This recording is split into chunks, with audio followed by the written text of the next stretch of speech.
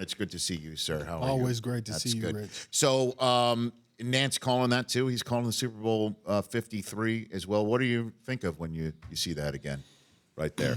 It bring back memories. And I remember telling the guys before that play, Rich, I said, guys, remember one day we're going to be old and gray. You know, And your and beard, I said, when we look back on this, that clip, we're gonna remember it. We're gonna remember the feelings we had. And right before that play, I remember Chris Dillman, my left guard. He said to me, "Let's go get it right now." And I knew it was over. Before the snap, I knew we were gonna get the record. Because he said that, and you knew that they were going to blow open the proper hole for you right there. Well, they knew they wanted it more than I did. That's nice. You know, and if you look at that play, my fullback Lorenzo Neal fell down. Low Neal fell down? Low Neal fell down. Watch him. Look, he falls down. And so there was two guys out there. I said, Lo, you got to block one guy. He kept saying, dude, I'm so sorry. For the rest of my life, I'm going to be the guy that fell down. I know, when everybody's old and gray, they'll never forget who fell down. Oh, no. Well, if there's any guy with a sense of humor who can handle it, it's that guy. Because he's crazy, as you know. He's totally crazy, that guy. And so, you know, I mean, seeing the reaction right there that your lineman gave you, that looked like a line that was properly taken care of by their star running back. What'd you get? Come on, let's be honest here. Oh, man, I got them all kinds of things. I got them Rolex watches. I got them brand new flat screen TVs. Mm-hmm. One year I bought them a round trip ticket anywhere in the world they wanted to go. I paid for it. You know, so guys were going to coach. No, first class. Okay, Baby. You gotta do the first class. Those big guys. You have to do that anywhere they want to go. You have to do it. You have to do it. So, what's your philosophy on rewarding hosts of shows that you do analysis for? Get a big old hug. like we did before the show. No, I saw. That was great, and I'll never forget that when I'm older and grayer. I won't forget that, but I mean, and whenever you call on me, I'm here. No, and I know that you've done that, and I appreciate that, and I appreciate you trying to change the subject. But you know, I mean, I'm kind of like blowing open the holes for you to analyze the sport and just teardrop your point. Well, what do you get a man who has everything? Great point. What do you get a man who has everything? Tickets to anywhere I want to go in the world. A Rolex watch. Yeah, I mean, come on. I guess that's a good one.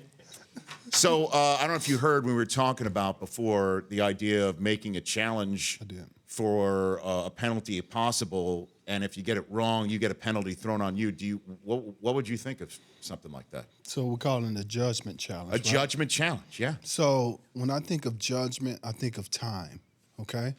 And so time, because when you go to see a judge, what usually happens? They take time, yes, you know, to rule on your case. Yes. And so I think of time, I think of how long is this going to take to rule a judgment challenge. True. On it, you know? And so the game might be extended, you know, go well into 3.5 hours, 4 hours. I think that's something that we just have to keep in mind. I do like the idea, though. I like the idea. But if we could keep it snappy. But we got to keep it going. That's true. Because, you know, players are sitting around just waiting for the momentum to continue. And fans, they get bored. You know, even when I'm at home watching the game sometimes and there's a challenge and it's taking forever, you know, I get up and go somewhere else and then come back. Like, we don't want that as no, NFL we don't. people. But what we definitely don't want is something like happened at the NFC Championship game. So I would cough up an extra minute or a minute and a half if it takes that long. Now, I understand you got to keep it tight, but I want to prevent from what happened from happening again. We have to. You brought up a good point, though, that I guess there's going to be a penalty on the coach if he challenges and misses. Correct. Then so the coach huge. is not going to just throw it around like it's not a manhole cover. Right. You know, like because I don't want people starting to challenge. Oh, was he offsides? Was D4 really offsides? Well, let's challenge it. You know. Yes, he was offsides. Yeah, you damn right he was. You know? Although I was holding my breath when they say he was offsides, I'm like, oh, here comes a replay. Oh, my God, please. You know, like he's got to be offside, certainly after we just saw. And I know Chiefs fans would say, thank goodness he was offside, but he was, yeah. Like, what would be challengeable? Like, what penalties? Is it just pass interference? Is it, holding? What are we talking about here? I would say everything. See? I would say everything. And then, but you're still not expanding the number of challenges, and you still have to, create some sort of a stopwatch. You do. 3 minutes tops. 4 minutes left in the game. Mm-hmm. There's 5 minutes left. Mm-hmm. What keeps me from, at that point, I haven't challenged all game. What keeps me from slowing the game down at that point and challenging every little thing? How many are they going to get? Well, if you challenge every little thing and you get it wrong, then suddenly it's 1st and 30. Who cares? Because I'm taking the chance. I'm behind anyway, behind by 10, 5 minutes to go. Who cares? I'm going to give it a shot. Abuse of the system. I didn't think about that. I mean, LaDainian Tomlinson here on the Rich Eisen Show. Can you still believe Brady and Belichick are back at it still? I mean, it's incredible. The number of teams, and with all due respect, first ballot Hall of Famers, that they prevented from getting to where they have now gone for a 9th time. Wow. You could just run the list here. I can't believe they're still here. Yeah. So I played 11 years. Yes, you did. They've been to the Super Bowl 9 times. What the hell? And I didn't get there once. Right. Think about that. Right. And I was one pick away from being drafted by the Patriots. What happened? The Chargers drafted me. No, I know that. No, but I know that's what happened. They didn't come up and get you. So I went on a visit to the Patriots, and that's when Charlie Weiss was the offense coordinator. Mm-hmm. And I go to Boston, and I really like to visit. I like Charlie. I love Charlie Weiss. Did you meet with Bill? I did meet with Bill. We sat in his office right above the stadium, right there where you're looking out at the stadium. And we really just sat there. We really didn't talk about much. We just looked at each other. What do you mean? So, what do you mean you just looked at each other? Like Bill was staring in each other's eyes, I guess. So you're saying it was awkward? No, I mean, I just, you know how Bill is. There's only a few things he probably wants to know about you. And I guess he was trying to get a sense of, was I passionate about football? As most coaches do. You're going to invest a first-round pick on a guy. You want to make sure they're passionate. And so, but after that, we just kind of, I don't remember much conversation. So do you think, because I'm going to look at your 5th overall, and they're choosing 6th. I think they had the 6th pick. They had the 6th pick. This is the year that Brady was about to be Mo Lewis into greatness, okay? And so this is coming off of the 2000 season in which Brady was drafted, right. And Bledsoe and the Patriots didn't do as well as they had thought they could. Do you think they would have chosen you if you were available? Well, they said they were going to choose me. Charlie Weiss promised me if I was there at 6, because they needed a running back. They needed a running back bad that year. And so, when the Chargers drafted me, I think they took Richard Seymour. Richard Seymour, pick. yep. Yeah. Well, I mean, worked out. They worked out there. Yeah, it worked out. But have you ever brought up to Brady when you've seen him? No, never brought it up. You could have been Robin, his Batman. I always thought about, what would that be like? With all due respect to Antoine Smith. All due respect. Yeah, I know, right? To Antoine Smith. I know. Would have been a little different. Different. No way. Yeah. I'm kind of getting freaked out right now. We had Steve Smith on the show just yesterday saying that he had a chat with Belichick when he was leaving Carolina, and he was already committed verbally to Baltimore. Mm-hmm. And his phone went off, and he looked down at the call waiting, and it said William Belichick on the phone, and he was basically like, is this what I think? Like, hello? Yeah. And it really was him. And he came close to doing that, but he'd already made a commitment to Baltimore, and he thought that was going to work out. That's one person, a name that you really, it's hard to turn down, right? You look at your phone and it says William Belichick. You're like, oh my, it's like the president. So, what do you think is going to happen in Super Bowl? What do you think is going to happen in the Super Bowl? I've thought about this quite a bit. I think, so the Patriots over the years have won, obviously, I think, because think about in the AFC, they see the same people over and over, right? Yeah. The same teams. So they got that blueprint of how to beat those teams. They scheme against those teams every year. But when it comes to the NFC, they don't see those teams a lot. And so is this a situation like last year where Doug Peterson and his team gave the Patriots fits because the Patriots haven't seen Doug Peterson's system a lot. Is this one of those situations where with Sean McVay's system, because they haven't seen it a lot and they don't know the blueprint of how to stop Sean's system, will they be able to stop him, or will the Rams be able to score like Philly did last year? And if they are able to score, I think the Rams win the game, because I don't see the Patriots scoring over 30 on the Rams defense. Not the way they're playing. Wade Phillips has seen Brady and that offense enough to know what it takes to scheme up a plan to stop them. Right.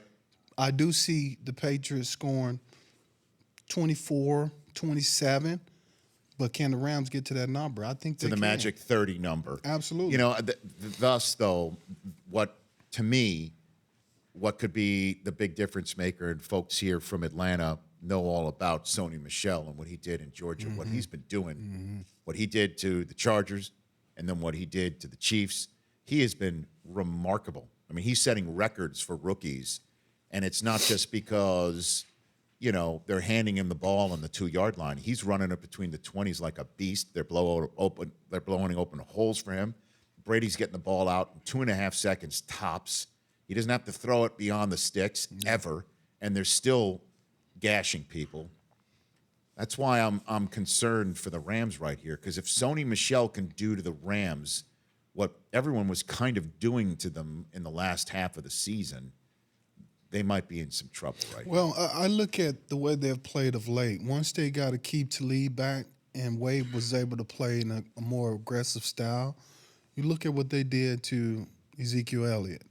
You know, obviously shut him down. And then the New Orleans Saints run game, they shut him down. And I really think it's because they were able to play a little bit more aggressive, because they can play aggressive on the outside at the cornerback's position. I think you're right, but I think we'll see Wade devise a scheme to try to take the inside run game away from the Patriots, because you have to. And Ndamukong Suh is going to be critical in this game, critical to stopping the run. Yeah, and it's his first foray into this big game, too. I mean, I'm looking forward to it. I really am. It's just playmakers all over the lot. And then you've got – I'm just wondering if McVay knows what Belichick will try to do. He knows what Belichick does usually with first-time quarterbacks in a first-time situation, which Goff is. Obviously, he's won a couple of playoff games this year.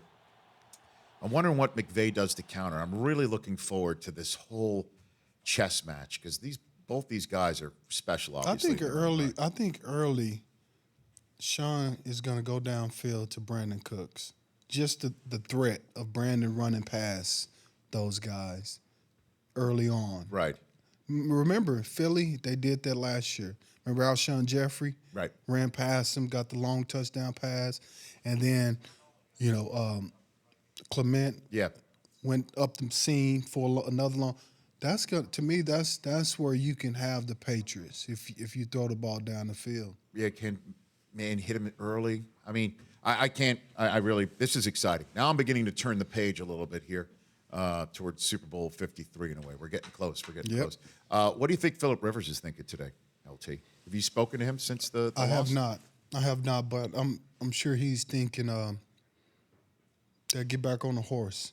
Get back on the horse and try it again, because you have to believe that he believes they have the team to make another run at this. They were terrific this year. Everyone was calling them the most complete team, and they got deleted. Yeah. I mean, within a span of literally 15 minutes. You know, it just, I don't know if it was just me, but maybe you saw this. It just looked like to me they were sleepwalking in the first half. Like they just, I don't know, they were still tired. Well, like it looked to me like they were a team that went to Denver in Week 17, that went to Baltimore in Week 18, and then had to get up to play the Patriots in Week 19.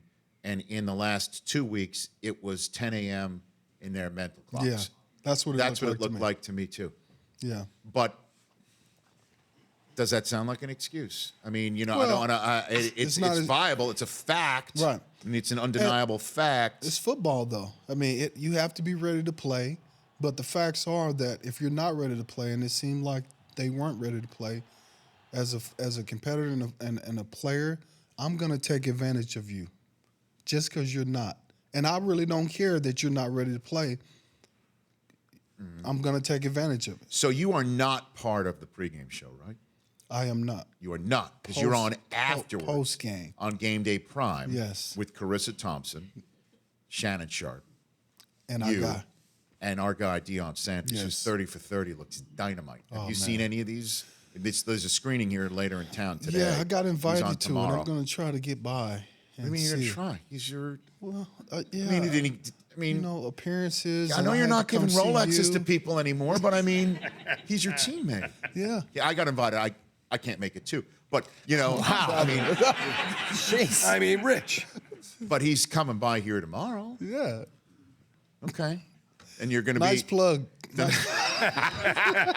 But no one's going to get the call now. They're going to literally show up in Yeah. person. Yeah. So Shannon's here too. Everybody's coming here. You're going to get the whole Game Day We're Prime. still again? working on Shannon, of course. What? You know, because he loves the Undisputed with What is Skip. this? and- Come on now. By the way, I'm on a 3 a.m. flight home. Whoa. Yes. So I could God be in the bless you. Rich Eisen show chair at 9 a.m. Pacific time on Monday because there is an I in Rich and Eisen, but I'm a team player. You know, I'm going to be there. What's with Of Shannon? course you are. He should be on that flight. No, I don't think he's not always a team player. Have you heard him? Have you heard him talk and analyze? Okay, I like he's not it. always a team player. Okay.